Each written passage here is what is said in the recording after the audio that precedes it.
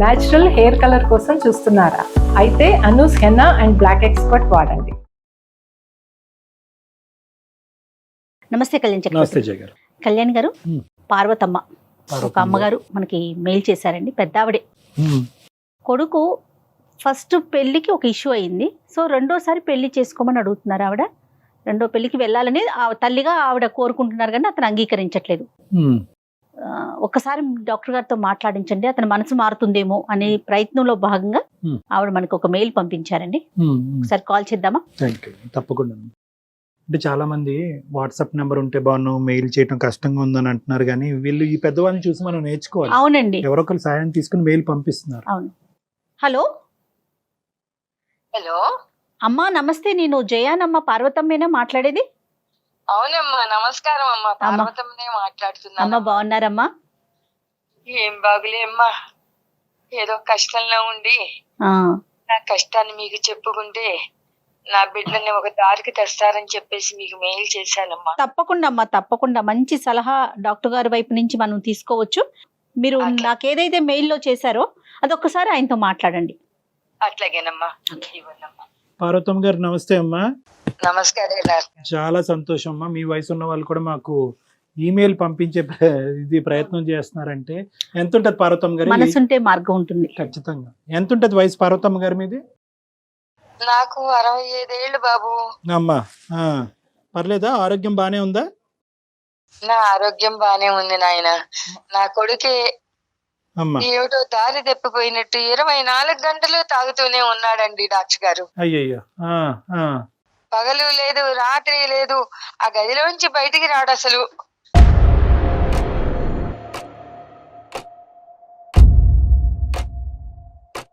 ఎప్పుడు చూసినా తాగుడే. తాగుడికి బానిసయ్యాడు. 2 సార్లు బయటకు వస్తాడండి. పొద్దున పూట మందు తెచ్చుకోవడానికి ఒకసారి వస్తాడు. అమ్మా అది అయిపోయిన తర్వాత మళ్ళీ సాయంకాలం పూట వెళ్ళి ఇంకో బాటిల్ తెచ్చుకోవడానికి వస్తాడండి.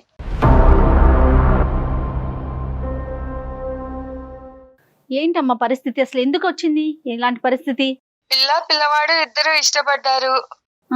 మాకు పిల్ల నచ్చింది. అమ్మా పిల్ల చూడడానికి బాగుంది, సంసార పక్షంగా ఉంది. ఓన్లీ ఇద్దరు ఇష్టపడ్డారు, ఒకళ్ళకొకళ్ళు చక్కగా సంసారం చేసుకుంటారు. పిల్లవాడి సుఖ సంతోషాల కన్నా మాకేం కావాలి అని చెప్పేసి లవ్ మ్యారేజా? వాళ్ళు లవ్ చేసుకున్నారు, మేము దాన్ని ఆమోదించి మేమే చేశాం తల్లి పెళ్లి. ఓకే, సంతోషం. కొత్తగా పెళ్లి చేసుకున్నారు కదా, కొద్ది కాలం వేరే ఉంటాం అత్తమ్మ అంటే, ఓన్లే కొత్త జంట కదా, వాళ్ళకి ఏవో సరదాలు సరసాలు ఉంటాయి కదా అని చెప్పేసి, సరే నాయన అట్లాగే ఉండనని పక్క రోడ్లో పెట్టామమ్మా.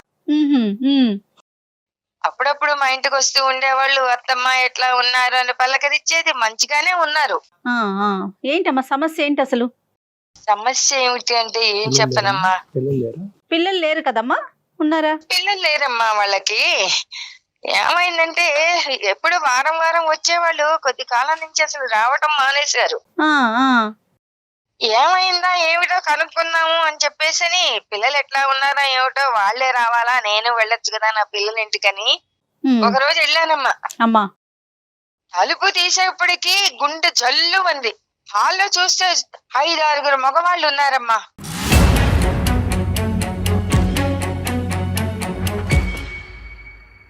మధ్యలో బాటిల్స్, అందరూ కూర్చుని నవ్వుకుంటూ కబుర్లు చెప్పుకుంటూ మందు కొడుతున్నారమ్మా. ఎవరున్నారు? మీ బాబు ఉన్నాడు అక్కడ? మా బాబు లేడమ్మా, నా కోడలు. అయ్యో.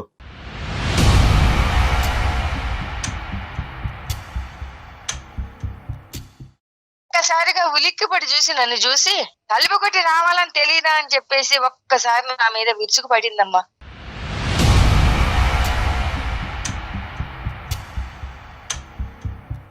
చుట్టూతా 5-6 మగవాళ్ళు ఉన్నారు, తాగుతున్నారు. అసలు ఆ వాతావరణం చూస్తే నాకు అవును కొడుకు సంసారం అట్లా ఉందంటే ఏ తల్లి మాత్రం తట్టుకోగలండి.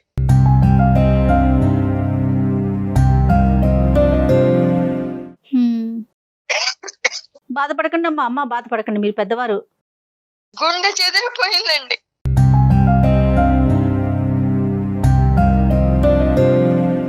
అంతే కొడుకు కాదు. సంసారం ఏమిటి ఇట్లాగా అయిపోయిందని. అంటే మరి ఈ ప్రేమ వ్యవహారం మొదలైనప్పుడు పెద్దలుగా మీరు ఈ పెళ్లికి అంగీకరించినప్పుడు కొద్దిగానే వాకప్ చేశారమ్మా? అసలు ఏంటి ఎవరు ఆ ఏంటి? కుటుంబం ఏంటి, ఎటువంటి అలవాట్లు? చేశామండి.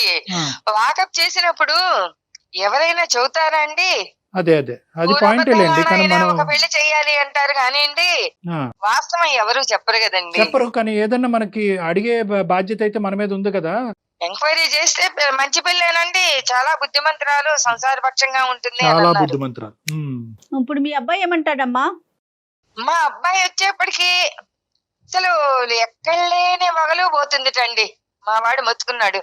ఉమ్, రాగానే గుమ్మంలోకి రాగానే ఎక్కడ లేని ప్రేమ ఒలకపోస్తుంది. అసలు మా వాడు మాట్లాడడానికి కూడా అవకాశం ఇవ్వకుండా ఉమ్, లేనిపోని వగలపోతూ ప్రేమ ఒలకపోస్తూ అసలు అక్కడ ఉండకుండా గదిలోకి లాక్కుపోతుందిటండి.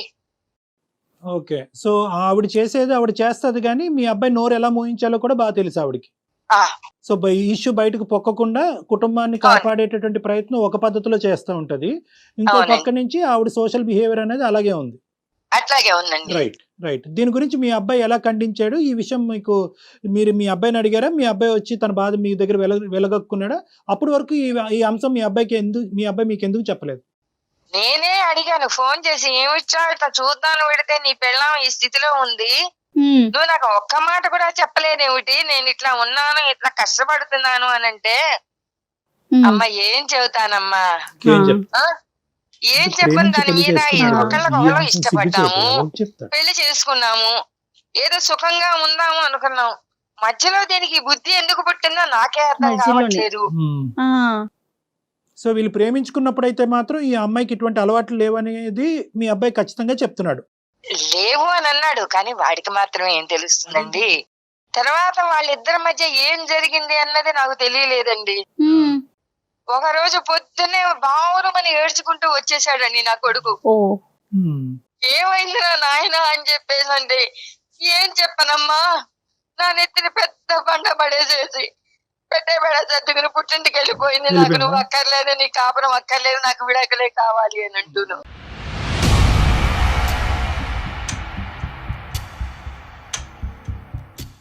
సరే, నా కొడుకు కూడా పిచ్చి వెధవల్లే మారిపోయాడమ్మా. ఉమ్, ఉమ్. తాగుడు ఎక్కువైపోయింది, ఏం చెయ్యాలో తెలియలేదు. ఈ అబ్బాయి తాగుతున్నాడు ఇప్పుడు. ఆ, ఇప్పుడు మొదలు పెట్టాడు. అదే కదా, 2 సార్లు బయటకు వస్తున్నాడట, అదే. బాటిల్స్ కోసం మాత్రమే అని చెప్తున్నారు ఆవిడ. ఉద్యోగం ఏమి వెళ్ళట్లేదమ్మా అతను?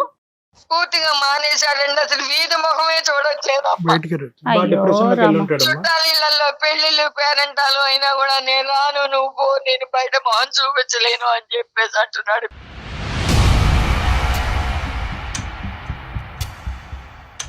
అంటే ఇప్పుడు తలెత్తుకోలేనటువంటి పరిస్థితి కదా మేడం. ఒకటి ప్రేమించినటువంటి అమ్మాయి ఇలా చేసింది అనేది, ఆ, రెండోది ఏంటంటే మోసపోయాను అంటే ఈ మాత్రం అంశం ముందు ఆ అబ్బాయికి తెలియకుండా గుడ్డిగా పెళ్లిలోకి దిగటం అనేటువంటి రెండోది. ఆ. మూడోది సమాజానికి ఏమని చెప్పుకోవాలి, నాలుగోది ఇంకేమన్నా ఉందేమో మనకు తెలియదు. ఏమని చెప్పి వెళ్ళిపోయిందంట అమ్మా అమ్మాయి ఇంట్లోంచి? ఆ విషయం నాకేం చెప్పలేదండి, అదే అర్థం కాని పరిస్థితి అండి. నీకు దాంతో తెలియదు. పిచ్చేదవై తాగేస్తున్నాడండి మందు, సరే. ఇల్లు కూడా తింటలేదా, గదిలోంచి బయటికి రావట్లేదు. అమ్మా ఈ వయసులో ఏం చెయ్యాలో తెలియక గుండెలు పార్వతమ్మ గారు బాధపడుతున్నారు. ఒక్క నిమిషం ఓపికగా వినండి. నేను అనేది ఏంటంటే ఈ రోజు మీ అబ్బాయి యొక్క పరిస్థితి అందరికీ అర్థం కానటువంటిది ఏం కాదు. బహుశా ఆ అబ్బాయి స్థానంలో ఎవరున్నా కూడా ఇదే విధంగా రియాక్ట్ అవుతారేమో. తాగుతారా లేదా అన్నది వేరే విషయం, కానీ ఇదే విధంగా రియాక్ట్ అవుతారేమో అన్నది మనం చెప్పుకోవాలి. ఎందుకంటే కనుక అన్ని విధాలుగా మోసపోయాడు. ఈ రోజు ప్రేమించాడు, ఈ అబ్బాయి తప్పు ఉందా లేదా అన్నది తీసి పక్కన పెడితే కనుక ఆ అమ్మాయి ఈ విధంగా వ్యవహరిస్తూ ఆ అమ్మాయి సంతోషాలకి సుఖాలకి అలవాటు పడి ఈ రోజు ఈ అబ్బాయిని వదిలేసి బయటకు వెళ్ళింది. ఇప్పుడు కష్టపడి తల్లిదండ్రులను ఒప్పించి పెళ్లి చేసుకున్నాడు. మీకేం చెప్పుకోవాలి, మీరు ఆల్రెడీ మనస్తాపకు గురయ్యారు, మీకు వయసు మీద పడింది. సో ఆ అబ్బాయి ఒక పద్మవ్యూహం అనేటటువంటి దాంట్లో చిక్కుకుపోయాడు ఈరోజు ఆ బాధల్లో. సో కాబట్టి ఈరోజు మనం ఏం చేయాలి అంటే కనుక మనం కొద్ది మనోధైర్యాన్ని సంపాదించుకుని మనం నిలదొక్కుని ఆ అబ్బాయి ధైర్యాన్ని నింపేటటువంటి ప్రయత్నం చేయాలి, కానీ మనం విరిగిపోకూడదు. ఇది చాలా క్లిష్టమైనటువంటి పరిస్థితి. బాబు ఎక్కడున్నాడమ్మా, మేము మాట్లాడేదానికి అవకాశం ఉందా? ఇక్కడే ఉన్నాడండి, నేను అక్కడికి ఎన్నో సార్లు చెప్పి చూశానండి. ఉమ్. అది విడాకులు అంటుంది కదా, దాని దారిని అది పోయింది కదా, అక్కర్లేదు అని. వెళ్ళిపోయిందా, విడాకులు అయిపోయినాయి అమ్మా? విడాకులు ఇచ్చేస్తాను నాకు అక్కర్లేదు అని వెళ్ళిపోయిందండి. కాదమ్మా, బాబున్నాడా ఇంట్లో? మరి డాక్టర్ గారితో ఒకసారి ఏమన్నా మనతో మాట్లాడిద్దామా? మాట్లాడతాడు ఉన్నాడండి. మాట్లాడిద్దామా మరి? మీరేమంటారు? అట్లాగేనండి, అట్లాగే మాట్లాడిద్దాం. ఇదిగోండి ఇవ్వండి అమ్మా ఇస్తున్నాను. ఒకసారి. నాన్న సాయి, డాక్టర్ గారు నీతో మాట్లాడతా, మాట్లాడయ్యా ఒకసారి. పాపం పెద్దవాడికి ఆవిడ చేసిన తప్పు. అమ్మా, మళ్ళీ ఏంటి తల్లి నాకు? అయ్యో నా అబ్బాయికి నచ్చదమ్మా. సరేనా? సాయి, హలో, సాయి, చెప్పండి సార్. గుడ్ ఆఫ్టర్నూన్ నాన్న, బాగున్నావా? ఏం బాగోలేను సార్, చెప్పండి ఏంటి? కాదు నాన్న, ఏంటి సమస్య ఏంటి? అమ్మ బాధపడుతుంది కదా, ఒకసారి మేము ఏమన్నా సలహా ఇచ్చి ఈ సమస్యకి ఏమైనా పరిష్కారం చూపెట్టచ్చేమో అనే ఉద్దేశంతో కాల్ చేసాము. ఏంటి ప్రాబ్లం ఏంటి? ఏం చెప్తాను సార్ అది? చెప్పు నాన్న, పర్వాలేదు. ఇప్పుడు కూడా మీరు డ్రింక్ లోనే ఉన్నారా? అవును సార్, ఇప్పుడే బయటకు వెళ్ళాలి, టైం అవుతుంది ఆల్రెడీ. ఏది డ్రింక్ చేయడానికి బయటకు వెళ్ళాలా? అవును సార్, తెచ్చుకోవాలి. ఇక మీరు ఇప్పుడు కాల్ చేసి మళ్ళీ నన్ను ఆపారు ఏంటో. ఒక గంట లేటుగా తెచ్చుకుంది కానీ ఒక్కసారి మేము చెప్పేది విను. ఏం చెప్తాను సార్ అది? ఏంటి ప్రాబ్లం ఏంటి? చెప్పమంటే ఏం చెప్తాను సార్, చెప్పండి. ఆఫీస్కి వెళ్ళి వచ్చే లోపు, డోర్ తీసే లోపు ఇంట్లో 10 మంది మొగాలు నేసుకొని కూర్చుంటది. ఏంటి ఇది? నేను అడిగే లోపు నా మీదకి వచ్చి నన్ను, నా కన్ను వచ్చాడు, నా బుజ్జి వచ్చాడు, నా బంగారం వచ్చాడు అని చెప్పి నన్ను ప్యాంపరింగ్ చేసి రూమ్ లోకి వేసుకొని పోతుంది. ఏం చెప్తాను సార్, చెప్పండి. ఇంకా కాదు నాన్న, ఎంతకాలం మీ లవ్ మ్యారేజ్, ఇప్పుడు ఈ అమ్మాయి అనేటటువంటిది ఈ విధంగా వ్యవహరిస్తుంది అనేది మీ అమ్మగారికి బ్రేకింగ్ న్యూస్, నీకు బ్రేకింగ్ న్యూసా, లేదంటే నీకు ఈ అమ్మాయి యొక్క మనస్తత్వం ముందు నుంచి, వ్యవహారం ముందు నుంచి తెలుసా? లేదు సార్, యాక్చువల్ అది నా మీద మోజుతో చేసిందో, ఎలా అది దాన్ని ప్రేమ అంటారో, దాని మీద ప్రేమ అంటారో ఏమంటారో నాకు తెలియదు సార్. సో ముందే నువ్వు బురదలో కాలేసావు. ఓకే, అంటే సో నీకు క్లారిటీ లేదు. ఎంతకాలం ప్రేమ ఇది? నేను గత 4 సంవత్సరాల నుంచి ప్రేమిస్తున్నాను సార్. 4 years ప్రేమలో ఈ అమ్మాయి వ్యవహారము, అలవాట్లు మీకు తెలియట్లా. పెళ్ళైనటువంటి దగ్గర నుంచి ఈ అమ్మాయి ప్రవర్తన ఇలాగే ఉందా? సడన్ గా మధ్యలో స్టార్ట్ అయిందా? ఈ స్నేహితులు ఎవరు ఈ మగవాళ్ళు? ఆఫీస్ వాళ్ళ, లేదంటే ఇరుగు పొరుగా, చైల్డ్హుడ్ ఫ్రెండ్సా, ఎవరు వీళ్ళు? లేదు సార్, ఇప్పుడు చూసా నైట్ 1 గంటలకి 2 గంటలకు ఫోన్లు వస్తుంది, బయటకు వెళ్ళిపోతాయి. ఏమన్నా అంటే ఫ్రెండ్ అంటది, పక్కన మొగుడు ఉన్నాడని కూడా పట్టించుకోదు. ఫ్రెండ్ కాల్ చేస్తాడు, నేను పోవాలంటది.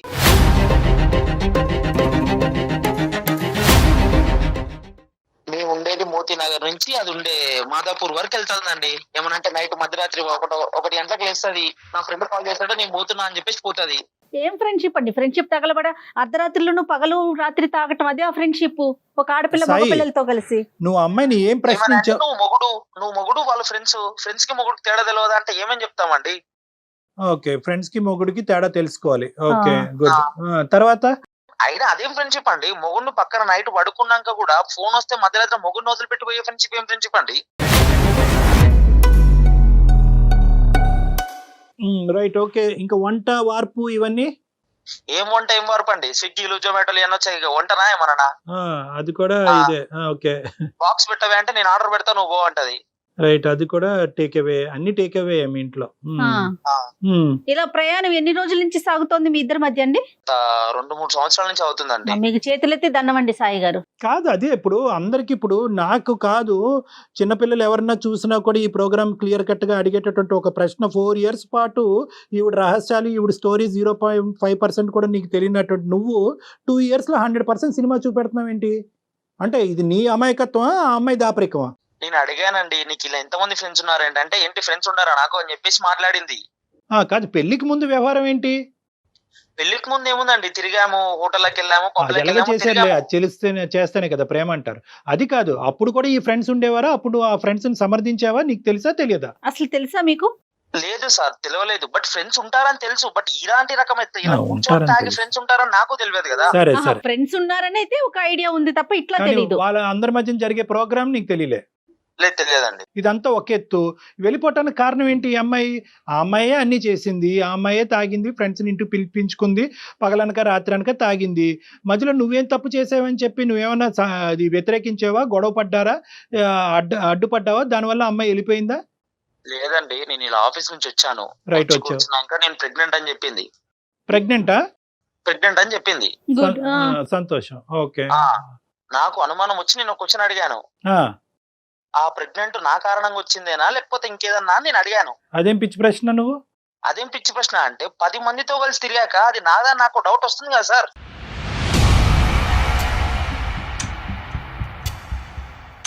సరే నాన్న, ఇప్పుడు ఒకటి ఇక్కడ 2 అంశాలు, తాగింది లేదంటే ఇంకో పనులు ఏమైనా చేసింది, మగవాళ్ళని పిలిపించుకుని ఇంట్లో కూర్చోపెట్టుకుంది. నువ్వు ఆ ఇష్యూని మొదటనే అది తుంచేసి అది తీయకుండా ప్రెగ్నెన్సీ వచ్చిన తర్వాత ప్రెగ్నెన్సీ నా ద్వారానే వచ్చిందనే ప్రశ్న అనేటటువంటిది ఎలా అడుగుతావు? నువ్వు ఇలా ఈ వ్యవహారం నడిపిస్తే కనుక నాకు కుదరదు, ఇది ప్రేమ కాదు, ఇది పెళ్లి కాదు, ఇందులో నీతి లేదు, న్యాయం లేదు, నీ దారి నీది, ఇది మానుకోకపోతే కనుక ఐ డోంట్ వాంట్ యూ అని చెప్పి నువ్వు థ్రెట్టేసరకుండా 2 years పాటు అలా ఓపికగా ఉండి ఇప్పుడు ప్రెగ్నెన్సీ వచ్చాక ప్రెగ్నెన్సీ నా ద్వారా వచ్చిందని నమ్మకం ఏంటి అని ప్రశ్నిస్తే కనుక ఇంకెలా ఉంటుంది పరిస్థితి? అది చేసే చాతర అలా ఉంది కాబట్టి నాకు నా అనుమానం వచ్చి నేను అడిగాను సార్. అడిగిన వెంటనే సరే, ఓకే, వెంటనే హాస్పిటల్కి వెళ్ళి అబార్షన్ చేసుకొని వచ్చింది.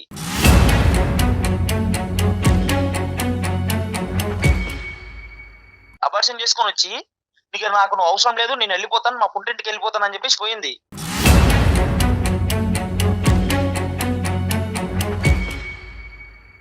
ఓ ఓకే, ఓకే, అబార్షన్ కూడా అయిపోయింది. ప్రెగ్నెన్సీ అవటం, నీకు చెప్పటం, నువ్వు అడగటం, ఆ అమ్మాయి అబార్షన్ చేయించుకోవటం. అన్ని ఫాస్ట్ డెసిషన్సే. నువ్వు మొగాడు కాదని ఒక పెద్ద బండరాయి నా మీద వేసిపోయింది సార్. ఇక ఏం చెప్పమంటారు సార్? ఇక తాగకపోతే ఏం చేయాలి సార్? ఇలా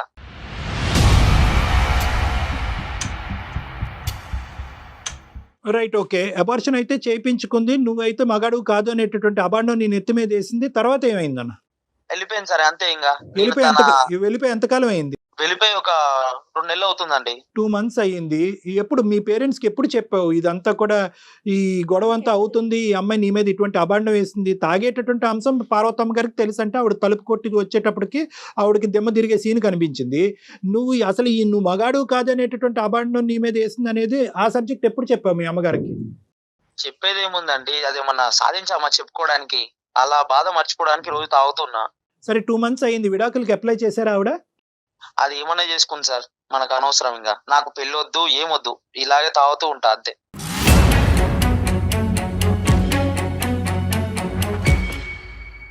ఇప్పుడు ఆ అమ్మాయి వెళ్ళిపోయింది, ఆ అమ్మాయి సంతోషాలు సుఖాలు ఏమీ వదలలేదు. ఓకే, ఆ అమ్మాయి తాగటానికి ఇష్టపడింది, ఫ్రెండ్స్తో పాటు ఉండటానికి ఇష్టపడింది, ఇంటినే పబ్బు కింద తయారు చేసింది. ఆ అమ్మాయి సుఖాల గురించి ఆ అమ్మాయి వెళ్ళిపోయింది. నువ్వు నాశనం అవుతున్నావు? ఏంటి నీ ఉద్దేశం ఏంటి? దీని వెనకతలు మీ తల్లిదండ్రులు చేసుకున్న కర్మ ఏంటి ఇదంతా? ఒక మొగాడికి అంత పెద్ద నింద వేసిపోయాక ఇంకా బాధ ఏంటి సార్? అంతకంటే ఇంకెక్కువ బాధ కావాలి? కాదు నాన్న, ఇప్పుడు ఆ అమ్మాయి ఏదో ఒక అబాండం వేసింది, నువ్వు దొంగ అంటే నువ్వు దొంగ అయిపోతావా? కాదు కదా. ఇప్పుడు నీ మీద ఒక అబాండం వేసినప్పుడు దానికి నువ్వు సమపాలల్లో రియాక్ట్ అవ్వాలి. ఏం బాగుతున్నావు, అయినవన్నీ అయినవి, అనుభవించవలసినవన్నీ అనుభవించావు, ఇప్పుడు ఇదా నేను నీ మీద అబాండం అయిపోయి నువ్వు నా మీద అబాండం వేస్తావని నువ్వు నిలదీయవలసింది. దానికంత నువ్వు కుంగిపోయి తాగుబోతాడు అయిపోవటం ఏంటి? నా ఫోన్ లో ఉన్న నా కాంటాక్ట్స్, వాట్సాప్ గ్రూపులు అందరికి వెప్పేసింది. అది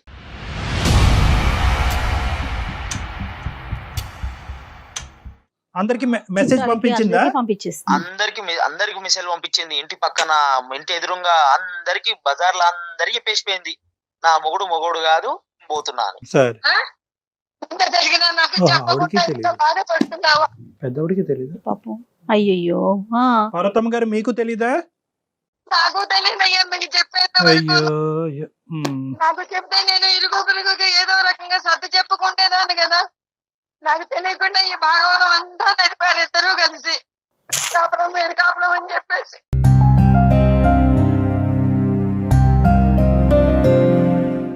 ఈ విషయం నాకు ముందు చెబితే నా చుట్టాల వాళ్ళందరికీ నేను చెప్పుకుంటేదాన్ని కదా.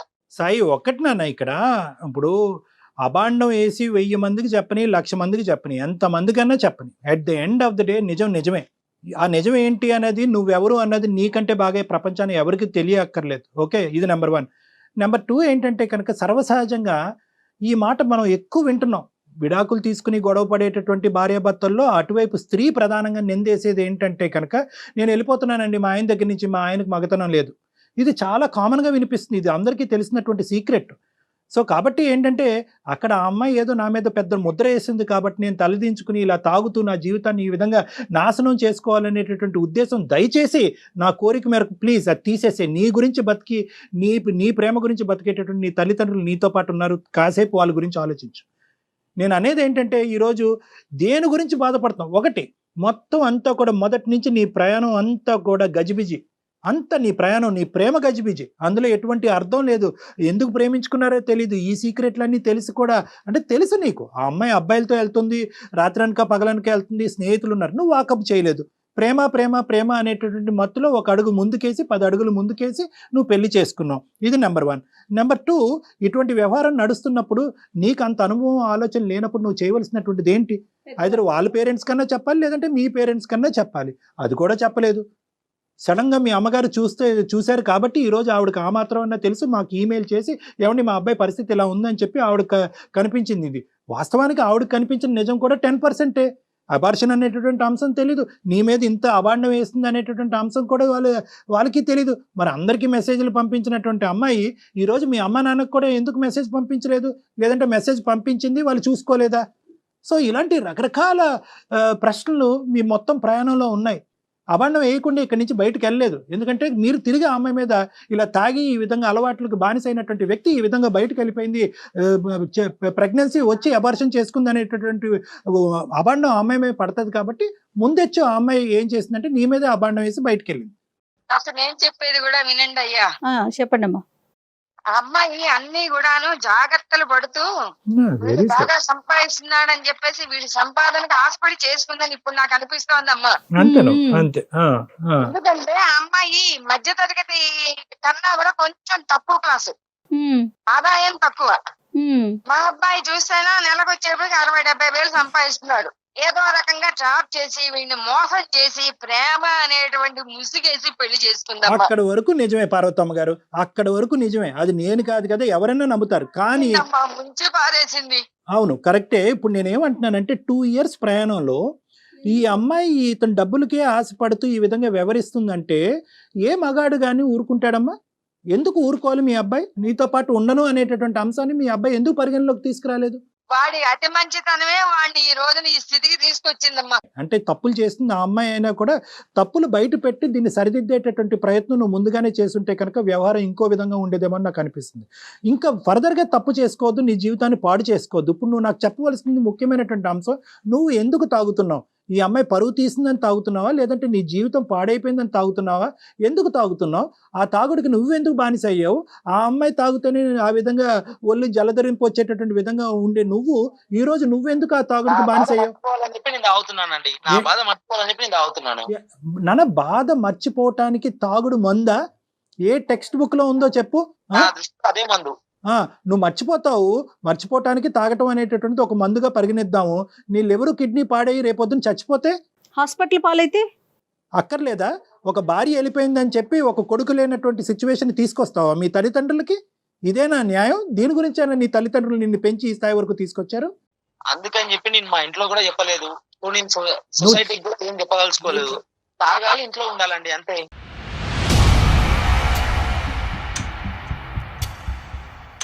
ఇప్పుడు ఆ అమ్మాయి వెళ్ళిపోయింది. తాగుడు నీకు అతికించి వెళ్ళిపోయింది, నీకు అంటించి వెళ్ళిపోయింది. ఆ ఇన్ఫెక్షన్ నీకు అంటించి వెళ్ళిపోయింది. ఆవిడ తాగుతుందని చెప్పి మీ అమ్మ ఇప్పుడుకొచ్చి జీర్ణించుకోలేకపోయి ఇది బాధపడుతుంది. ఇప్పుడు నువ్వు తాగుబోతాడు అవుతావా? నీ లివర్ కిడ్నీలు పాడు చేసుకుంటావా? మర్చిపోవాలి అని అంటున్నావు. ఏం మర్చిపోవటానికి తాగుతున్నావు? ఏ టెక్స్ట్ బుక్ లో ఉంది తాగితే మర్చిపోతారని చెప్పి? ఎవరు చెప్పారు? ఇది సినిమా, ఇది జీవితం. ఇంకేం చేయాలి? నా మీద అంత పెద్ద అబాండాలు వేసిపోయాక దాంతో ఆ బాధ మర్చిపోవడానికి తాగుడు తప్ప నాకు ఇంకో దారి లేదు కదా. ఏ అబాండం అయ్యా? గాడిద గుడ్డ అబాండం ఏంటి? ప్రపంచంలో సార్ ఒక మొగోడిని పట్టుకొని నువ్వు మొగోడు కాదని చెప్పాక అంతకంత పెద్ద అవమానం. ఇప్పుడు నానా ఒకటి, ఆ అమ్మాయి 4,000 మంది పంపిస్తే నువ్వు 10,000 పంపించచ్చు. అది కాదు ఇక్కడ లెక్క. ప్రపంచానికి కూడా తెలిసి ఇక్కడ లెక్క ఏంటి అనేది ప్రపంచం ఎవరు విశ్లేషణ వాళ్ళు చేసుకుంటారు. అదేమో సగం మంది చెప్పింది, మా అమ్మ ఏమో మీకు ఫోన్ చేసి నా జీవితం మొత్తం బజార్ లేసారు మీరు అందరు కలిసి. ఇప్పుడు నేను ఎలా ముఖం తిప్పుకోవాలి సార్ బయట? నాన్న, మేము బజారీల్లో వేయట్లేదు, మేము నీకు సర్ది చెప్పేటటువంటి ప్రయత్నం చేస్తున్నాము. బహుశా ఈ 4,000, 10,000, 20,000 మంది ఎవరికైతే కనుక ఆ మహాతల్లి పంపించిందో వాళ్ళందరూ కూడా ఈ ప్రోగ్రాం చూస్తే కనుక సాయి మగాడు అనేటటువంటిది అర్థం అవుతుంది. మేము మీకు సహాయపడుతున్నావా? మార్గం అది బుర్ర చల్లిపోయినప్పుడు ఆ బుర్రను కడుక్కోవాలి మనం ఏదో రకంగా చేసుకుని. ఇప్పుడు తెలిసిందిగా సమాజాన్ని అందరికీ చెబుతారని చెప్పేసి నేను ఆయనకు మెసేజ్ పెట్టాను. ఈరోజు సమాజానికి నేనేదో నేను అల్లరి పెట్టానంటావేమిటి? లేదమ్మా, అబ్బాయి కొద్దిగా ఒక ఇమోషన్ లో ఉన్నాడు. ఆ అబ్బాయికి వాస్తవాలు అర్థం కావట్లేదు, జీవితం గురించి అర్థం కావట్లేదు. ఒక 10 నిమిషాలు వింటే కనుక ఇప్పటికైనా జీవితం బాగుంటుంది. అన్ని తప్పటడుగులే. నువ్వు 10 మందితో తిరిగిన ఆడదది, ఇది నా బిడ్డ, నేను ఇలా గర్వంగా చెప్పుకోగలుగుతాను. నేను